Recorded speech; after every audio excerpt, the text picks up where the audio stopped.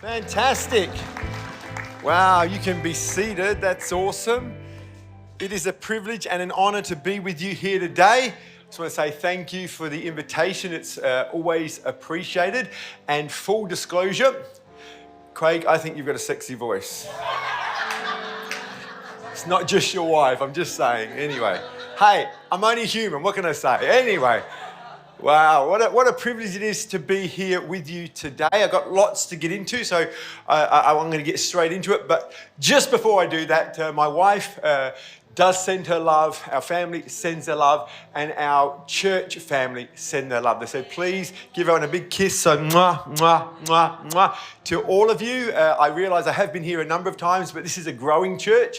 And many of you would not have been here possibly when I was here last. So, hi. I'm Tony. I do have a photo of my family, so I'm going to quickly throw that up there. This is the last time we were together as a family because my son, he's in New Zealand. So this was Mother's Day last year. My hair looked a little bit different. Everyone says, what are you doing with your hair? I don't know. But anyway. So there's me and my son Mitch at the back there. There's our new addition to the family, Nathaniel, who's my son-in-law of 2 years. He married my oldest daughter, Jordan, who's 24. And they got married in Bali just before lockdown. So great wedding, fantastic time. If you're looking for a great place to get married, I would say under normal circumstances, Bali would be the place, but not yet. And then there's my beautiful wife. And my youngest there, Bailey, we call her BJ. So that's the Rainbow family, which is just really, really awesome.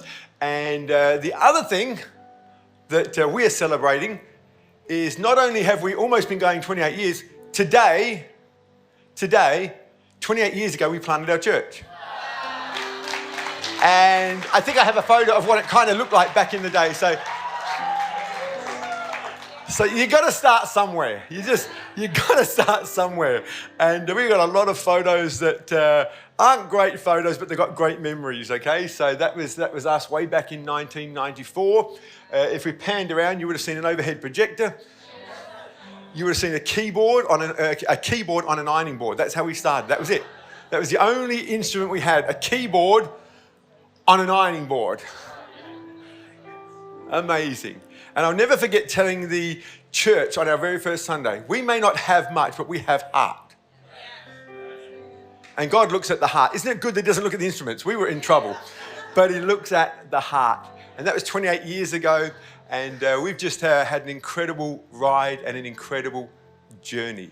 And in keeping with the celebratory themes, my wife and I just celebrated our 30th wedding anniversary as well. So it's been a time of celebration for us in Adelaide and the Rainbow family. And so let me quickly pray and we'll get into it. How does that sound? Father, we just thank you for this incredible opportunity to gather together in the same room, to be able to use technology and join online. And I just pray that whatever I share today would translate to those in the room, to those online, that hearts would be shifted and moved as we fall more and more in love with you. And we ask all of these things in Jesus' mighty name. Amen. Thanks, team. Did a great job. Come on, let's put our hands together for the band. As I just mentioned, we had our 30th wedding anniversary. And I wanted to capture the moments that we had. We went to Palm Cove, were unable to get to Bali. So someone told us to go to Palm Cove. And so if you're looking for a Bali substitute, I would encourage you to go to Palm Cove. It was great. And so I consider myself a little bit of a photographer. In actual fact, and please hear me, I do not believe in reincarnation. But if I did, I would want to come back as me. Because I feel I've got so many lives I could live. There's so many things I could do. I got so many interests and so many things I think I'm okay at. And one of those is photography. I consider myself a little bit of a photographer. And so much to my wife's disgust, because it's not just like happy snaps. It's kind of like got to set the mood, set the scene. And so there was this one particular night we were on the beach and I said, and the sun was rising. And it was coming up over the sea. This would be a great photo opportunity. I had my little trusty tripod, and it was a little bit windy, so I made sure it was stable, and I made sure the composition of the photograph was just right. And whenever we take photos, I tell Kath not to start smiling until we count us in. Because if you start smiling the moment I pull the camera out, you're going to be waiting a long time. And you're going to lose the smile, and then it's going to have that tired smile, you know, the one. And so I said, just don't smile yet. We'll get you right. We'll get you ready. And I said, back, foot, let. And so we were doing all this and getting in the shot. And then I would have my little trusty clicker to be able to take the photo. And I'd run there. And say, yeah, cool. And then we'd do, okay, 3, 2, 1. That's what we do is weird. And so we took a whole stack of photos, which I was really pleased of. And then I went to the camera to look at the photos that I'd taken. Remember, I was aware that it was windy. So I made sure that the tripod was secure. I was aware of where Kath was in the shot and where I would be in the shot. There was lots of things that I was aware of. The trouble is when I went to my phone and I looked at the photos, guess what? We, the subject matter, were out of focus. And we were all blurry. I factored in a lot of things, but we were not focused. I was aware of a lot of elements. I was aware of a lot of things. But the thing that let me down and the thing that ruined the picture was the fact that we were out of focus and the image or the picture was blurry. And so we redid it and got some good photos, but I felt like God speak to me in that moment. I couldn't help but feel that there was a God drop in that moment that often we are aware of so many things, but at the expense of focus. It's a picture of how people in general and Christians are not exempt of how we are responding to much of what is going on today.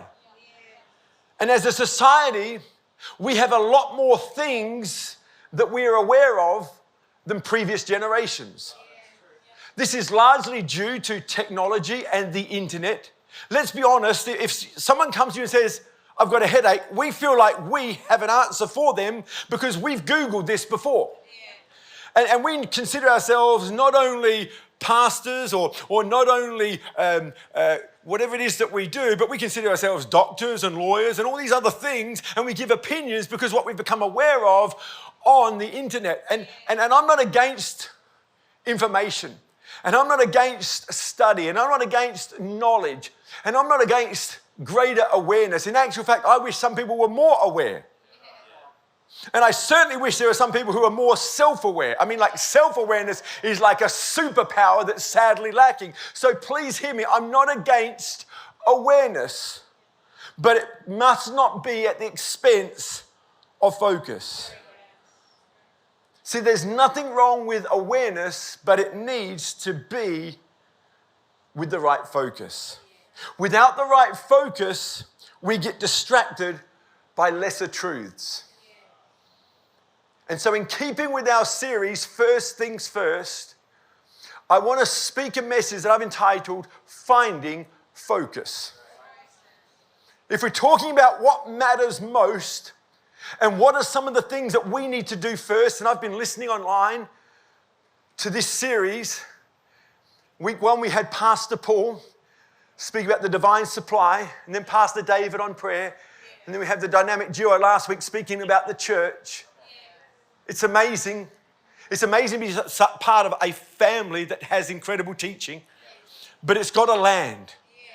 It's not good that we just know stuff. If you want to learn some things and get some knowledge, this is a great church to come to. But I know the hearts of your pastors, and that is to go beyond just knowledge, beyond just awareness. Knowledge puffs up, but love builds up. We want a church that can build up and not just puff up. Are you with me? And so in keeping with this particular subject today, I want to look at the life of a man by the name of Joseph. And he's an Old Testament hero. He's an Old Testament legend. If you have been a Christian for a number of years and you've read the Old Testament, and I'd strongly encourage you to do that, you'll find that Joseph's one of those good guys. He's one of those amazing characters in the Bible. And I want to pick up the story in the very last chapter. And so before I get to that, I'm going to give you a quick overview of this young man's life. Basically, he was the son of Jacob, and he was the favorite son. Do any of you parents out there have a favorite son or daughter? The answer is no, but we do. And Joseph was certainly the favorite. And he had this incredible dream which further inflamed the way the brothers felt about him. When you're the favorite and the brothers know it, that doesn't put you in the good books. And when you have a dream that God gave you and you spurred it to the brothers, that's not going to help matters. But what made it go even worse is what the dream was about. See, Joseph was a man of God, but he lacked wisdom because he was young. And he thought that his brothers would be excited about the dream that he received because he was excited. He did not read the room. And so he said, hey guys, guess what? I had a dream and you guys all bowed down and worship me. What do you reckon?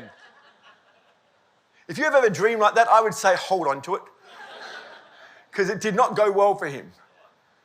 Eventually, these brothers' jealousy and hatred for him led to them betraying and ultimately selling him, which is tragic.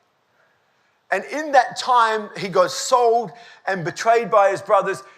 Joseph's life follows a series of highs and lows. The highs were high and the lows were low. And he ends up being falsely accused and goes to prison. And one day after being in prison for a number of years, Pharaoh, the leader of the nation that Joseph found himself in, Egypt, had this dream. Now, Joseph had gained a reputation of interpreting dreams while he was in prison. Because although ups and downs followed the life of Joseph, God was always with him. And even though Joseph didn't understand fully what was going on, remember this and maybe write this down. God is doing more behind our backs than he's doing in front of our face. And so Joseph, in the lowest of lows, always found himself focused and faithful in the things of God. And at just the right time, Pharaoh summoned Joseph to his courts to see if he could interpret the dream that Pharaoh had. Long story short, he was able to interpret the dream. Pharaoh promoted Joseph from prisoner to second in charge of all of Egypt. Fast forward, there's a famine not only in the land of Egypt, but in every nation of the world. And every nation in the world was feeling the pinch of this famine, and the answer was found in Egypt. They were the only ones prepared for this famine. And so people groups from all over came to Egypt asking for grain, including those that lived in Israel, which is where Joseph was from. And on one particular day, Joseph's brothers, the ones that betrayed him, the ones that sold him as a slave, find themselves standing in the court in front of Joseph. And they don't recognize him. But immediately, he recognizes them. And he has a little bit of fun with them initially, which is quite comical. You can read all of this in Genesis. And eventually, he lets them know who he is. They're shocked. They panic. They're terrified. They think he's going to ultimately put them all to death based upon the way they treated him. Joseph extends kindness. So much so, he says, how's my father? How's my family? And he brings all his family members from Israel into Egypt. And there they settle. And eventually, after being in that nation for a period of time, Joseph's father, Jacob, passes. And this is where we're going to pick up the story. Because the brothers now have a panic attack. Are you with me? Genesis chapter 50, verse 15. When Joseph's brothers saw their father was dead, they said, what if Joseph holds a grudge against us and pays us back for all the wrongs we did to him? So they sent word to Joseph saying, your father left these instructions before he died. This is what you are to say to Joseph. I ask you to forgive your brothers the sins and the wrongs they committed in treating you so badly. Now please forgive the sins of the servant of God your father. When their message came to him, Joseph wept. His brothers then came and threw himself down before him. We are your slaves, they said. But Joseph said to them, don't be afraid. Am I in the place of God? Verse 20, and this is a well-known passage if you've been in church for a period of time. You intended to harm me, but God intended it for good to accomplish what is now being done, the saving of lives of many. So then, don't be afraid. I will provide for you and your children, and he will reassure them, and he spoke kindly to them. Joseph stayed in Egypt along with all his father's family. He lived 110 years and saw the third generation of Ephraim's children. I love this passage of scripture. There's so much in it, but in keeping with my topic about focus today, I want to highlight a few points. And the first one is simply this, that awareness without focus becomes idealistic, not empathetic. See, everyone today has an opinion about things and how they should be done. Now again, in a room full of this many people, I'm sure there are some in this room, no condemnation, but let's be honest, we all have an opinion. And I know for us living in South Australia, we have opinions about our government and what's been going on. I can only imagine after 57 lockdowns in Victoria, you've got a few opinions in this room. And I'm not against opinions. I'm all for free speech. I'm all for us having an opinion. But how we have those opinions matters. Because if we're lacking grace, and let's be honest, most of our opinions do lack grace because we base our opinions on what we feel should be done, and we get very idealistic. And we don't fully understand all that is at play. And so when it comes to speaking about the leader of this nation, or the leader of this state, or the leader of this church, or the leader of your family, isn't it amazing? Kids get together, Mum and Dad, they just don't understand. Who do they think they are? I'm saying, do you realise he's paying the mortgage?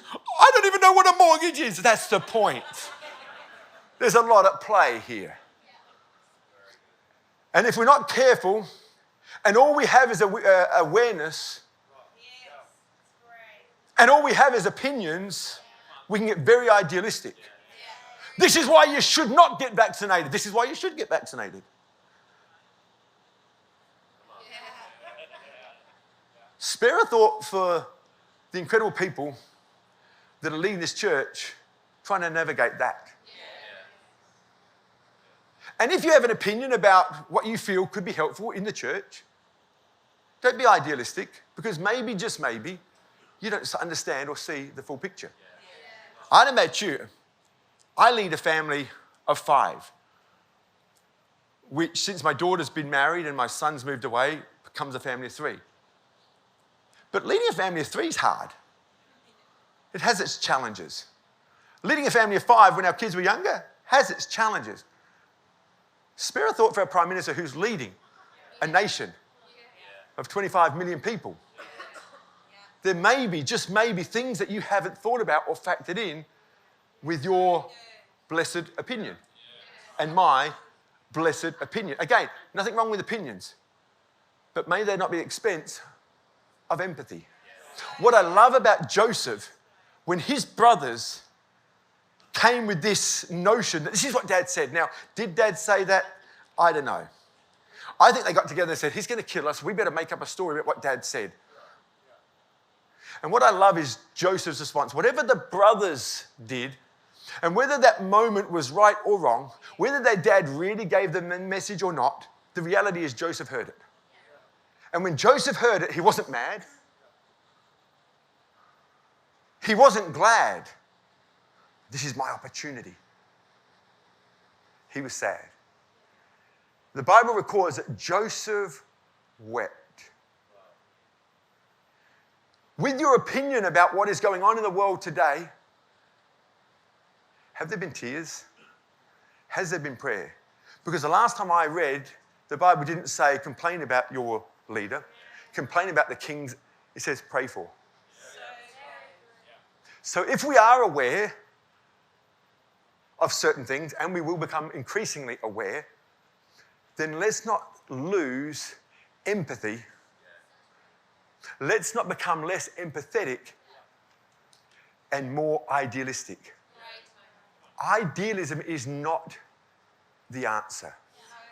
We need grace. We need a few more tears. We need a little bit more empathy in the world today. And if you're still living at home, spare a thought for mum, for dad, and the decisions that are being made. This flows right throughout. So if you have an opinion and a thought about how church could be managed or done better, you don't just come up and just state your opinion. It's with much prayer, much empathy that we present requests. Not only before God, but before pastors, husbands, wives, children. Are you with me? Secondly, awareness without focus gets consumed with facts, not faith. Again, everyone has an opinion about what's happening and what's going on in the world today. And with COVID out there and all the things that are happening and wars and rumours of wars and all those things, we have our opinions. And again, there's nothing wrong with opinions. In actual fact, I would say we shouldn't be ignorant. We should actually study up. I was talking to Pastor Craig just last night, and he was reading about the history of the Ukraine and the relationship to Russia. I love that. I'm all for study. I'm all for knowledge. I'm all for getting a little bit of background. But again, let's not be so consumed with the facts that it comes at the expense of faith. Our information should not consume us to the point where we take our eyes off God. What I love about Joseph is that he was aware of his brother's intent. He says, you intended to harm me. Now Joseph wasn't just the youngest kid that was ignorant and naive. Some people are ignorant and naive, and it's easy to love and forgive. We just don't know anything. But Joseph was very aware of their intent. You guys are scoundrels. You betrayed me. You let me down. You sold me into slavery. I know what you did. He was aware of the facts. But that's not where his focus was. He says, but God intended. Everyone say, God intended. No matter what facts you have right now, no matter what you're aware of that's going on right now, don't let those facts consume you to the point of losing faith. What I love about Joseph, he says, I know what you did. And I dare say he was aware that that thing that they said about the dad isn't even true. But God. God intended. God was working a miracle all those years ago when he gave me that dream.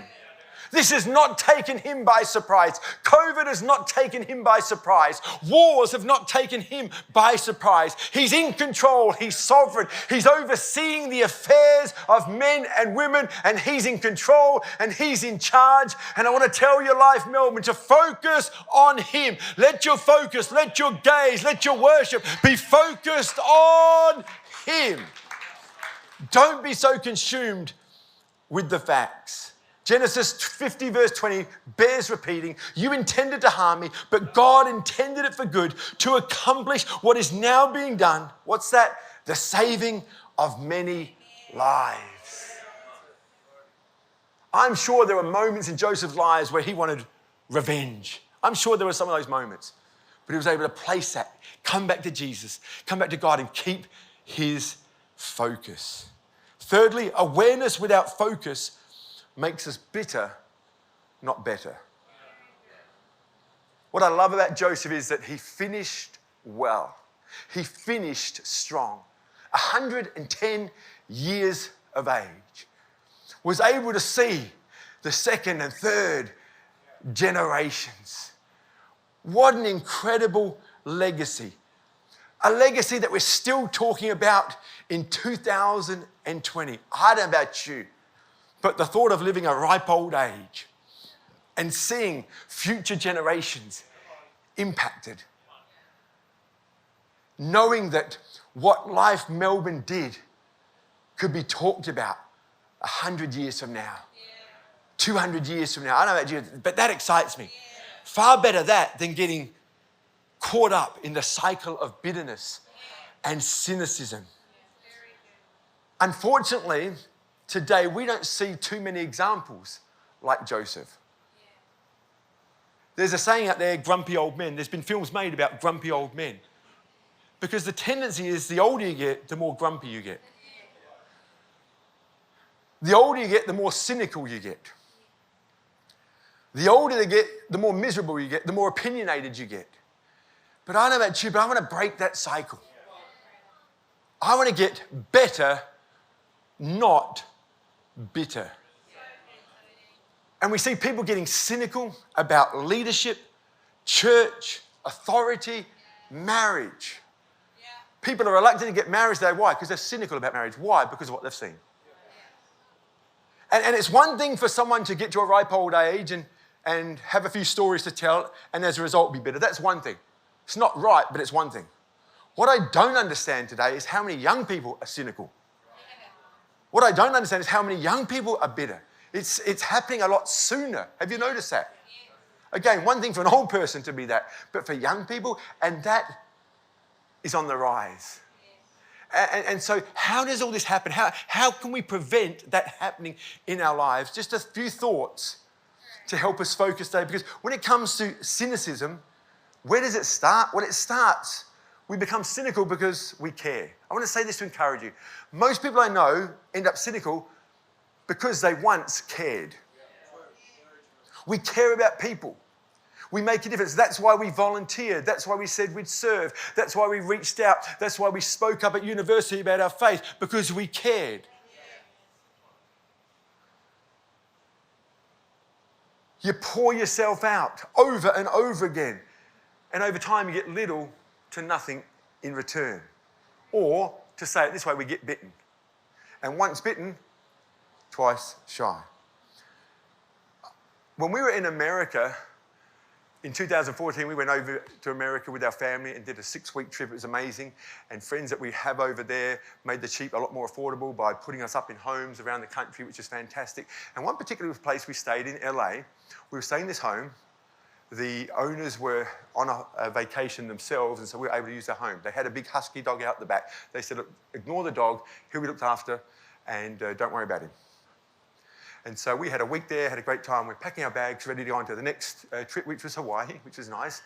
And just before I'm putting my last bag in, the neighbour says, your dog seems to be tied up and whimpering. And I said, look, we don't have a dog. We're here from Australia, but thanks for letting us know. I'll let the owners know. So I go into our family and, hey, kids, Mum, I said, the dog's tied up, it's whimpering, but please don't try to help it. We haven't met the dog doesn't know us. Leave the dog alone. I'll phone the owner. I was pretty clear. But Kath, my wife is a strong woman, but she's a caring woman. And so she hears the whimpering and the motherly instincts kick in. And she wants to help this dog. Did I mention it's a big husky? And it's wrapped itself around the cord and it's just like, So Kath says, I will help it. And so she goes in to help, and guess what? The dog turns on her. Puts a big bite in her backside and on her face and neck. She comes in traumatized. I was mad that she didn't listen to me. I was shocked. I was all kinds of things. We had to get some tetanus shots. Thankfully, she was okay. But she got hurt. She got bitten. Why? Because because she was trying to help. Yeah. That describes probably each and every one of us in this room from time to time. Why did she get bitten? Because she cared. Why did we get cynical? Because we care. We become cynical because we gain knowledge through experience. And knowledge is a double-edged sword, as I've already mentioned, that we need knowledge to grow. We're here today to get knowledge. We need knowledge to grow. But the more knowledge we get, the more pain we experience.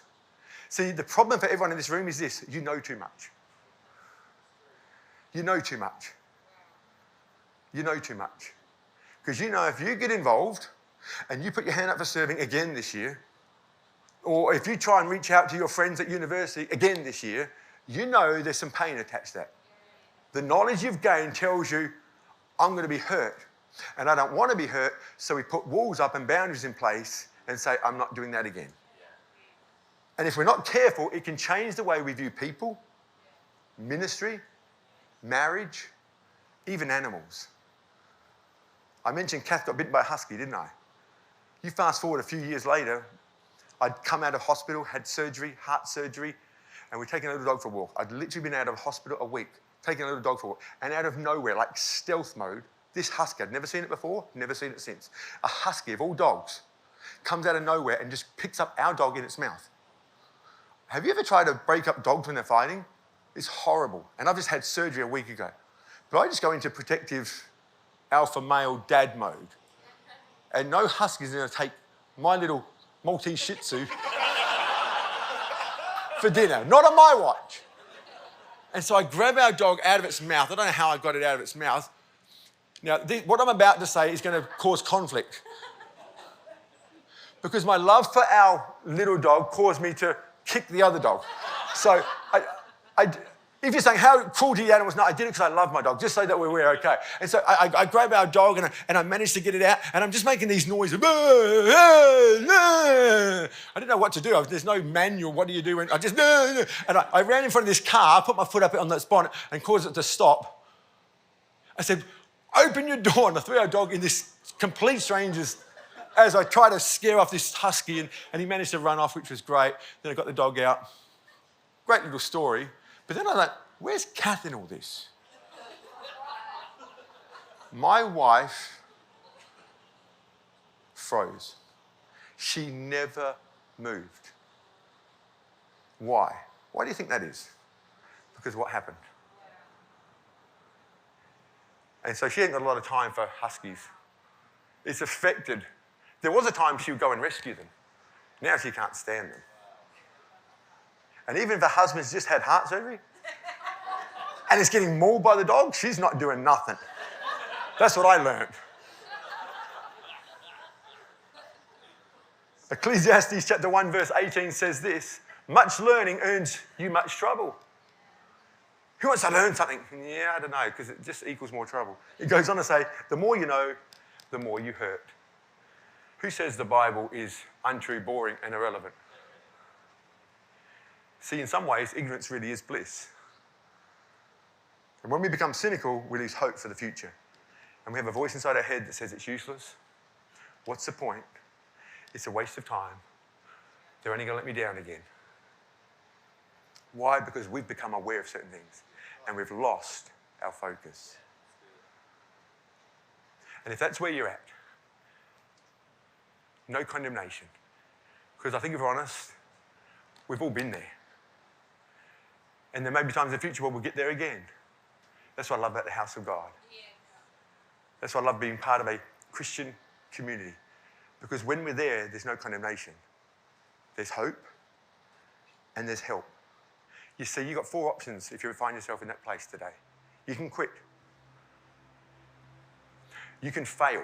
You can self-sabotage. You can stay. Now, I would suggest that staying is better than the previous 2, but I don't think it's God's ultimate for us. I know I speak on behalf of Pastors Craig and Nadia. They don't want you just staying in church, coming along because you're afraid not to, because you feel you have to. They don't want you staying. You know what they want for you? You know what God wants for you? You know what I want for you? We want to see you thrive. And no matter how you skin this, there's only those 4 options. You can quit, you can fail, you can stay, or you can thrive. And at the beginning of this new year, I'm here to tell you that God wants you to thrive. The people at Life Adelaide, we want you to thrive.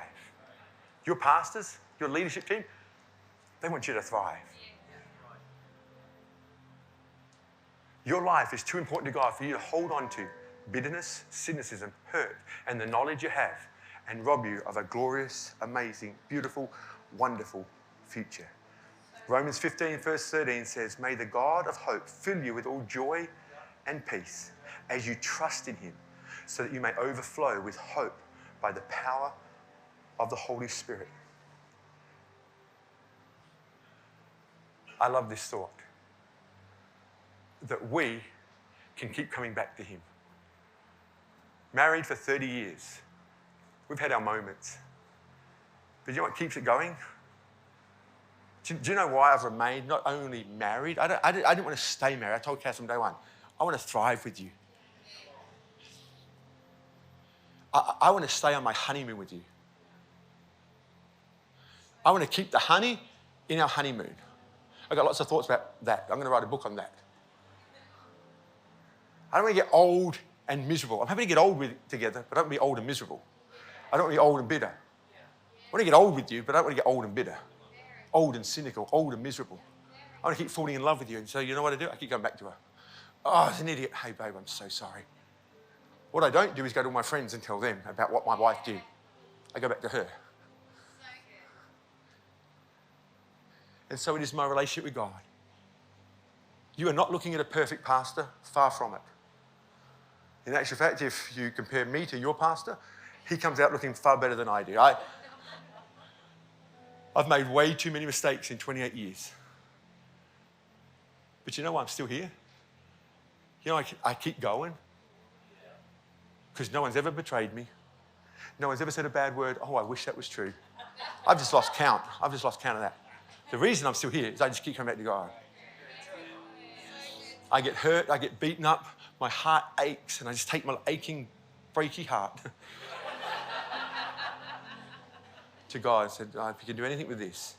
He says, sure, I can do everything with that. God can do anything with what you bring to him. What he can't do is what you don't bring to him. See, there is some things God can't do. If you say, I will not, he'll let you live in your will not. But if you come and say, I messed up again, I'm so sorry. Had a moment in the Clark home, there's a great picture. One of the children, I'm sorry, Mum, I'm sorry, Mum. I love that. They come back. And we come back. We're not looking for perfection. We're looking for reality.